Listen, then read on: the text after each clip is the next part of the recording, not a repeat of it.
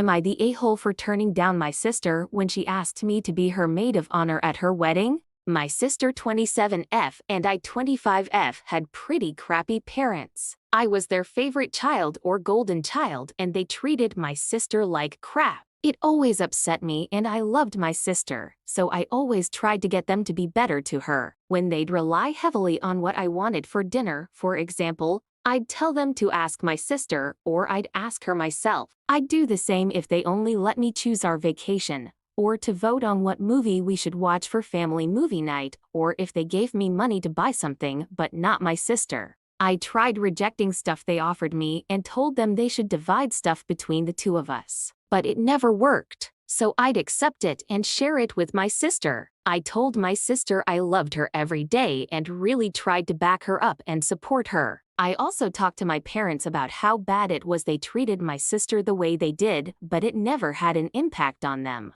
Our parents never changed and it drove us apart. When my sister turned 19, she pulled away from me, and then when I asked her why, she told me she hated me. She called me a selfish, spoiled little princess and said she didn't need my pity. I sent her lots of gifts and she also mentioned me trying to get mom and dad to include her. She said her life would have been better if I had never existed, that her biggest regret was not being an only child. She made it clear that she blamed me for our parents' favoritism more than them, that I took her chance to have parents who loved and wanted her, that our parents never called or reached out in any way one time after she went to college. Our relationship didn't end there, but it hurt to have her blame me like she did, to hate me for trying as much as I did. I can admit that I might have gone overboard at times trying to make up for mom and dad, but it was never out of pity. It was out of love, and I still love my sister, but I don't see us ever being close again. We rarely see each other. She always made it clear she didn't really want me in her life, but she never let me go completely. She got engaged 2 years ago. I found out from a third party. She had a bunch of bridesmaids chosen and was planning the wedding. I'm pretty certain I wasn't going to be invited. But then she and her best friend had a huge fight and the best friend dropped out of the wedding. She said some stuff that upset my sister and some of it made her reflect on our relationship, and so she approached me a week ago and asked me to be her maid of honor. The way she asked me kind of felt like she was still and wanted me to prove myself. It felt like being asked with force. And while she admitted why she was asking, she refused to touch on the strain between us. So I said no.